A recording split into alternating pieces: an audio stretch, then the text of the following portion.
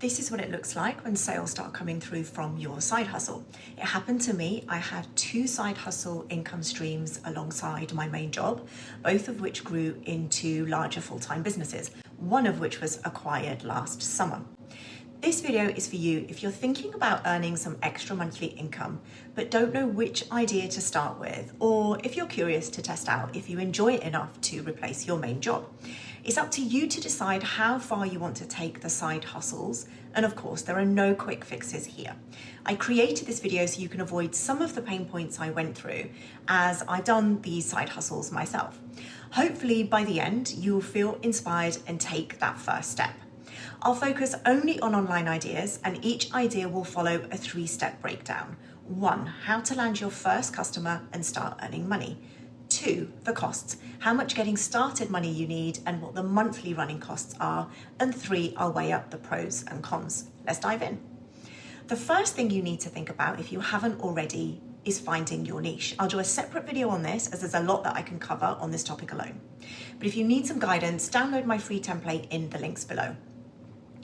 When I teach others how to niche, I use formulas to give a framework to the concept. So a niche is a specialized segment of the market for a particular kind of product or service. The formula that I use to find that niching sweet spot is passion plus problem plus knowledge plus profit. It's the bit in the middle of the Venn diagram that overlaps with all of these layers. It's a little bit like a funnel process that keeps on drilling down until you get to your area of expertise. Passion. What motivates you and gives you the edge? How do you have an unfair advantage in life? In other words, where do you have a head start?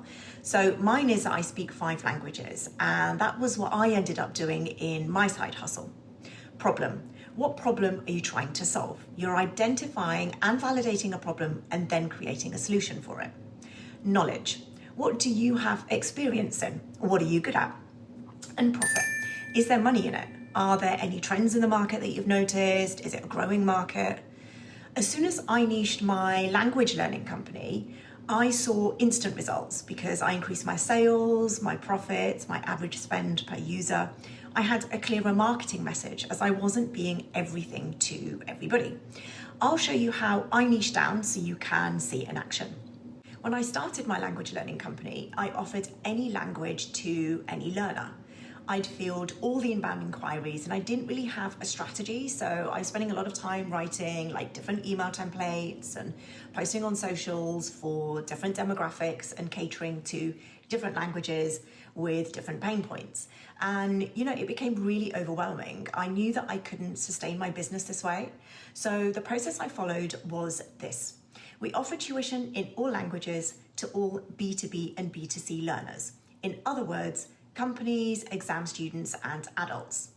I decided to niche to B2C learners, that is not focusing on business students. I decided to niche further down to people taking exams like GCSEs and A-levels, as that was more profitable per hour, but also as they were the demographic that needed the most support with their studies because of COVID. I decided to niche down further to 3 core languages, French, Spanish, and English, as these are the most common exams. Now, it can feel like you're excluding a large part of your potential TAM, but you've got to put that FOMO to one side because you want to be more targeted in your approach to increase your chances of winning more business, because people immediately know what it is that you offer when you're clearer with that message. The next thing you need to decide is how much extra money you want to make per month from your side hustle. And, what are you doing this for? Are you doing it to supplement your income? Are you saving for something like uni fees or a house deposit? You're paying off debt? Then work backwards from there, as you can split your target into bite-sized goals. So if your goal is to make an extra £500 a month, you could get that with teaching GCSE Spanish 4 hours a week at £32 an hour. When you drill down and be specific, you can visualize the end point. And also, it seems really obvious, but make sure you enjoy doing it. You need passion, otherwise it will show in your quality of work. I began teaching languages when I had a full-time job in the city in finance, and I'd come home at the end of the day after a 2-hour commute or something, and it was a real grind, but I didn't mind as I enjoyed it. So, if you're exhausted, it will show in your work. Also, this could be a way of you exploring alternative career paths without you leaving your main job to see if you truly enjoy it and are good at it and can make money from it before you take the leap.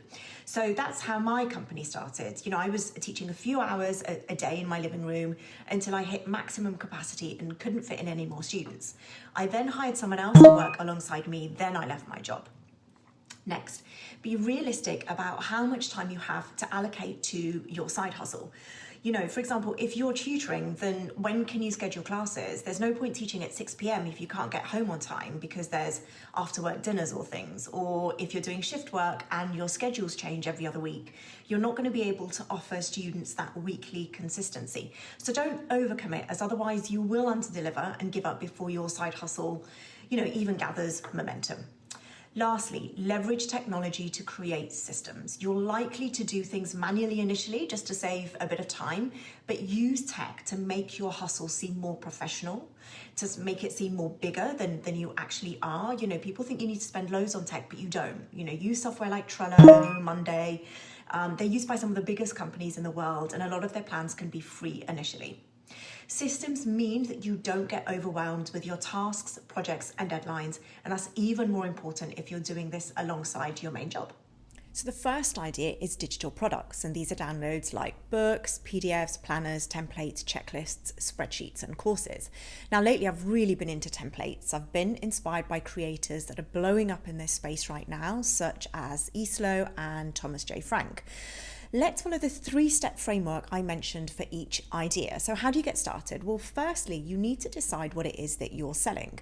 Everyone has something that they're good at. And if you think about where you were, say, 2-3 years ago and the skills that you've learned since then, that's something that you can package up and offer to other people who are behind you on that path.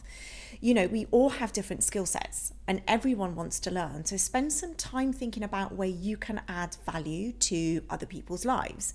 For example, can you teach them a skill? Can you save them money? Do you have hacks that can 3x their productivity?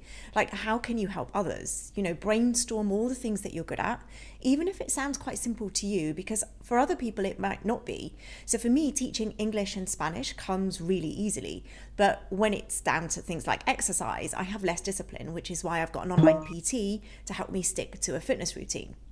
I'm creating digital templates right now for people that want to launch and grow their businesses. And I went through this process of thinking, would anyone spend money on these products when they can essentially search online, cobble something together for free after doing, half a day's research? And the answer I came back to was yes, because, you can save people money time so that they can start earlier. They're basically paying for convenience. You will also need to choose your sales platform. So either focus on one or cross-post on multiples. You've got platforms like Etsy, Gumroad, Skillshare, Teachable, Udemy. You'll need to take into account the fees that you've got to pay to list your product and when you make sales. The one I've chosen for my digital products is Gumroad. I'm also using tinkering around with Etsy, but I've loved using Gumroad. Even though it's less popular, I love the simplicity and ease of the platform. It's super easy to get started and list your products. You've also got to consider the setup and the running costs. So as with all these options, factor in the platform costs and the payment processing fees. So with Gumfree, they've just increased their fees to a flat 10%. So you need to take into consideration when you're pricing your products. But one thing I'm seeing more of lately is the pay what you can afford model. You could also set a low price initially to gain traction and more reviews, or opt for a higher price for a product that you're selling that requires more technical skills like coding. What are the pros of digital products? Well, they're great for monthly recurring revenue. They're digital assets that you design once and you sell for life. Also, you've got tools like Canva that make it easy to create your content and then convert and sell in multiple formats like PDFs. So I think digital products are quick wins that it's super easy to get off the ground. One of the cons is if you're heading down the courses route, they're a lot more time intensive because you've got modules, videos, assignments, support.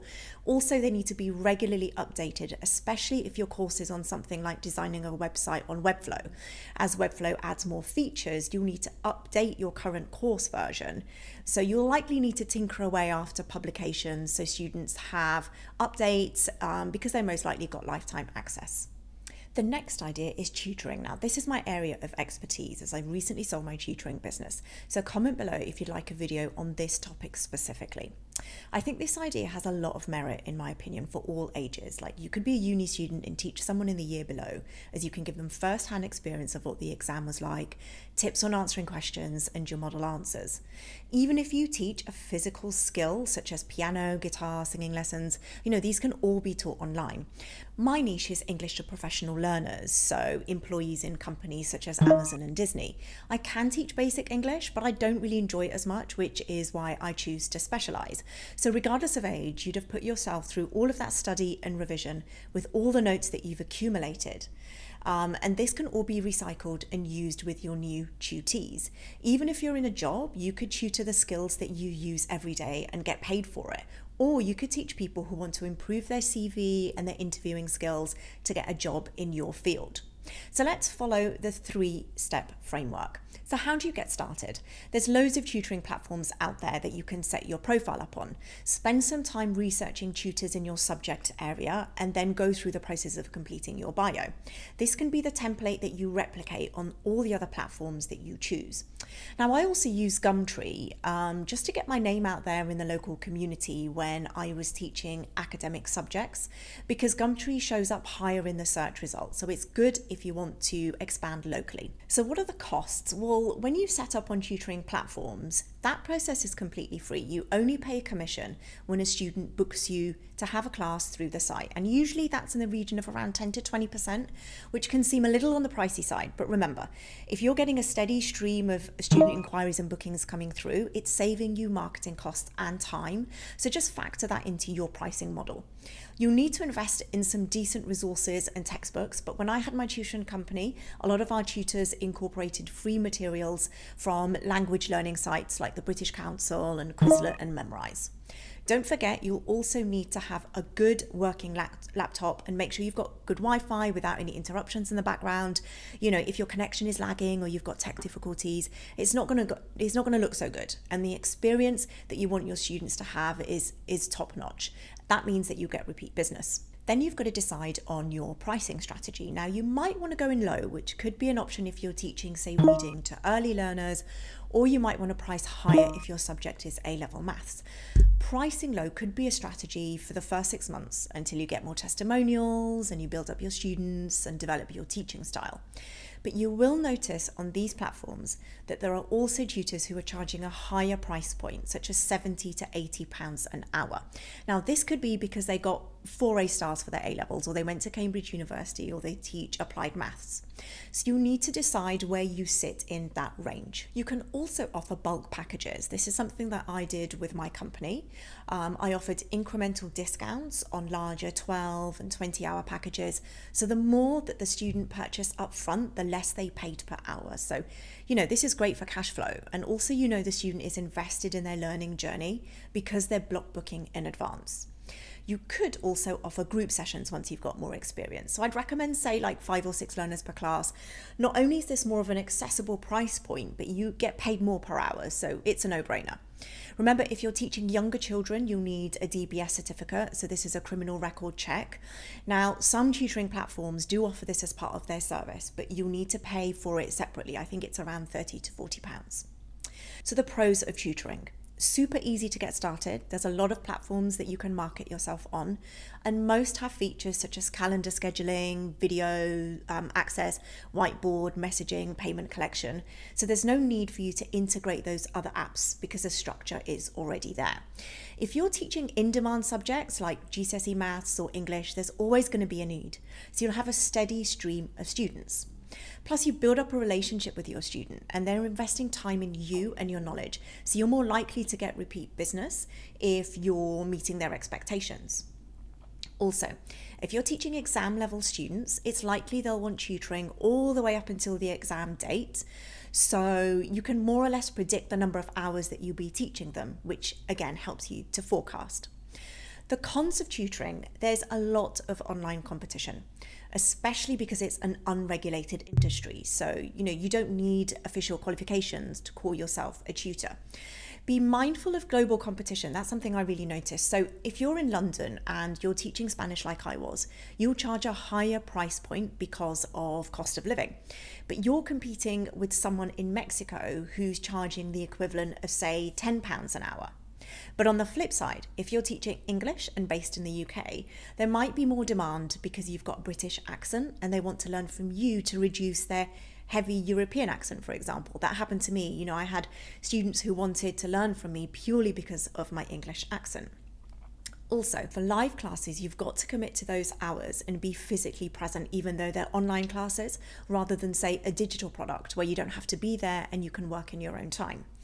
Something else to mention here is that tutoring can be seasonal, especially if it's academic you're teaching. You're teaching a student who's in school, but come summer, they're not going to want lessons during the summer holidays. But then equally, you can make up for it if you're teaching a subject where a student's got mock exams coming up and they want to double up their lessons in advance of taking the actual exam. Lastly, don't forget you need to spend a little bit of time prepping and marking any homework, so take that into consideration. My next idea is graphic design, because every business needs design, whether you're a solopreneur or an SME. Now, this demand is only growing as we churn out more content on more channels than ever before. And because design is so wide, niching here is going to be super important for you. Let's follow the formula that I mentioned earlier. The subcategories here can include logos, stationery, brochures, packaging, illustration, merchandising, or NFT art. You could niche into merchandising. So subcategories here could include t-shirts, tote bags, wall prints, cushions, pet collars. Let's niche further down the funnel and choose t-shirts. We're going to niche even further down. So it could be vintage t-shirts or illustrations or cartoons. If you show up on a platform like 99 Designs or Fiverr or People Per Hour, you're more likely to be selected as you've got specific experience in that niche and your portfolio and profile are tailored to their design brief. Plus, it's likely that the buyer is using long-tail keywords in the search. So you've got a higher chance of showing up in their results. Now remember, if you focus on one niche, you're doing this to build up your sales and reviews. You can add other product lines and serve other demographics further down the line. Think of it like a roadmap, but you've got to have a core starting point. Following the framework for each idea, how do you get started? Well, you most likely already have a portfolio of designs that you've created, because remember, you've got to have passion for your side hustle. Make sure you've got high quality images to show off your flair and individual style. You will then need to spend some time researching the competition in your niche area, just to see how they've laid out their designs and their portfolio, the types of packages that they sell, the upsells that they offer, the reviews that they've had, and also how long it takes for them to complete their projects. How do you go about landing your first client, especially when it's so competitive? Well, I'd offer some basic services for free to get your testimonials up and running. So build up that experience on your portfolio and figure out your pricing models as well. So I'd contact a micro influencer, say with a couple of thousand followers, 4,000 or 5,000 followers on Insta. Create a new logo for them. Then I'd contact them and say, hey, love your account. I'm a designer. I'd love to work with you. Here's some ideas for your new logo that I thought you might like. Reach out to me if you'd like to work together. For anything creative, people like to see what you've done to get an idea of your style. If I'm looking for a graphic designer for, say, my clothing business, I'm not going to choose a designer whose portfolio is Japanese art if that's not my design, if that's not my branding. If you're a web designer, you could reach out to a company that needs to make improvements on their website. So, perhaps the download speed is a bit slow, or it's not the best user experience as you're scrolling down the homepage. So you can critique their website, record your findings, and send it to them along with some of your suggestions. So you don't need to go too over the top with it, but so they get an idea of who you are as a provider. You can also add your own designs and creations that haven't been commissioned or used by any other companies. You can do that in your platform like Fiverr or People Per Hour. So this is stuff that you've designed freestyle in your spare time. What are the costs? Well, you definitely want several design applications like Adobe, Canva Pro, Figma, Illustrator. These price points are generally accessible, so there's not a huge amount of initial outlay, but you have to keep those monthly subscription costs running. And if you decide to take it a step further with your own website, you could use cards, Squarespace, or landing page builders like Lead Pages or ConvertKit. It's a nice way to showcase your portfolio because people want to see your work. And sometimes you've got some limitations on how much you can upload on marketplace platforms. So what are the pros? Well, I've used all of these platforms when I've been looking for graphic designers on our monthly retainer basis and also for individual projects. And what I liked was how they had extras that they offered on top of the service that I was paying for. For example, when I did my company rebrand, I could pay an extra amount for express delivery. So you can upsell once you've landed that customer and increase your income. Another pro is that because there's a constant need for graphic design, because you're always scheduling content on all these different channels that your customer has, if you do a really great job, you've got a likelihood of the client putting you on a monthly retainer. This is great as a recurring form of income. So that's a massive pro in my opinion. What are the cons? Well, the biggest con is that this is a creative skill that you're selling. Of course, you can leverage ready-made templates and customize them, but if you're hoping to charge a medium to high price point, then you need to allocate more time to be creative and focus on the design. Your service is going to be a personal choice, especially if you're doing a rebrand or logo. So there might be some back and forth with the drafts before the customer is ultimately happy and signs off on the project. So moving on to the next side hustle, social media manager. Now, honestly, I think this is one of the easier side hustles to begin because all businesses have social media profiles and most of us know how to use social media. As a business, there are so many channels that you need to manage. And even if you're repurposing content, you still need to make the edits, add graphics, motion, music, schedule content, respond to comments, and so on. So, this can be really super time intensive and often an activity that's outsourced, even if you own a small company. Again, there's subcategories to this as well, such as social media branding, templates, style guides, posts, YouTube editing. So you could be on a monthly retainer or be assigned to a specific short-term project or task. Now, if you run a search on Fiverr, you see thousands and thousands of social media managers. So you definitely want to niche to stand out. You could specialize on a channel such as YouTube or TikTok or in a specific industry. Like I hired a social media manager for my previous company. And the reason I chose them was because they had experience in learning. They knew the terminology and the language that we'd be using with our customers, the style of the post, the target audience. And for me, this was the deciding factor when I was comparing their application against others, because they'd be able to work more independently and they'd need less guidance and direction from me.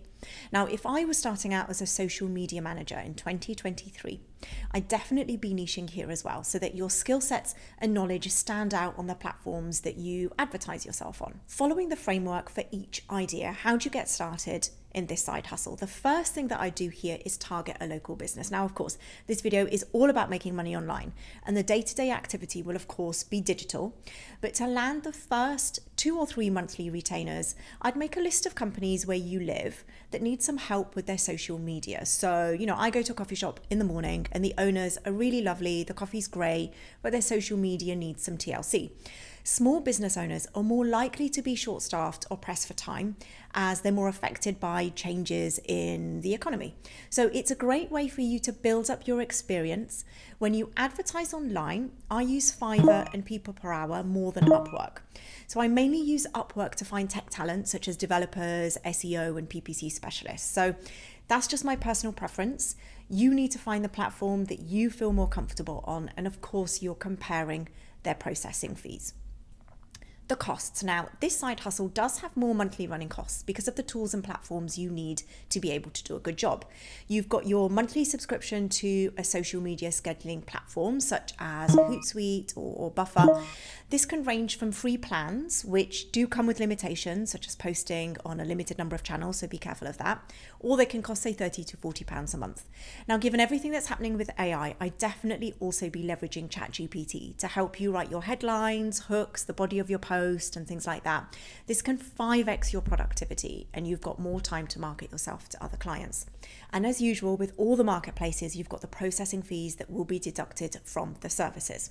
So what are the pros? Well, if you position yourself right, you might only need a few retainers a month to give you that extra income stream depending on your goals. The great thing about retainers is that once the systems have been set up and you're in the flow, you become more indispensable to that client. The cons. you need to spend more money on your software subscriptions every month. You could do things manually, but you might find that your diary's looking a bit messy and you get overwhelmed with the design and the posting schedule and all your processes. So using a social media content planner and design tools like Canva Pro will definitely save you time and mean that you provide a more professional service, which therefore means you get repeat customers, especially if you're on that monthly retainer. So the last side hustle idea, VA or virtual assistant. Now, I'm genuinely surprised at how little I hear about people doing this as a side hustle. Freelancing as a VA or PA or an executive assistant or whatever you want to call it used to be really popular when I was reading books like The 4-Hour Workweek by Timothy Ferriss. So many entrepreneurs were talking about it at that time. And then I feel like things kind of tailed off and I haven't read so much about it on Twitter or LinkedIn or Insta. Now, I have a VA for another one of my side hustles, which is my property business. I rent out properties in the UK. Although it can vary, she saves me around 5 to 15 hours a month, sometimes more if I've got a renovation project or there's a change of tenancy. And she acts as a buffer between me and the contractors, agents and the tenants. And the reason I hired her is because it's so much easier to have one point of contact, one main point of contact for everybody, especially when there's a bigger project where lots of people are involved. And it's also because I think that my time is better spent on other tasks and activities because I can't manage everything on my own. I need some support with tasks that I either don't enjoy doing that much or I'm not that great at. My VA is really organized and she keeps on top of things for me. So I think that if you decide to do something like this, know how much of an asset you can be to someone. So following the idea framework, how do you get started? Well, first, assess your skills. As a VA, you can offer so many services, be it admin support, customer service, social media management, project management, managing diaries, call answering, and so on. So you need to rank your expertise in those skill sets. If I was starting out and wanted to win more work, I'd highlight the technical skills that I've got, as I think that's going to be really important. So Google Workspace, Microsoft Office, project management tools like Monday, Trello, and my favorite ClickUp. You've got other tools such as CRM platforms, social media platforms, and accounting tools like Xero or QuickBooks. So you definitely want to highlight those.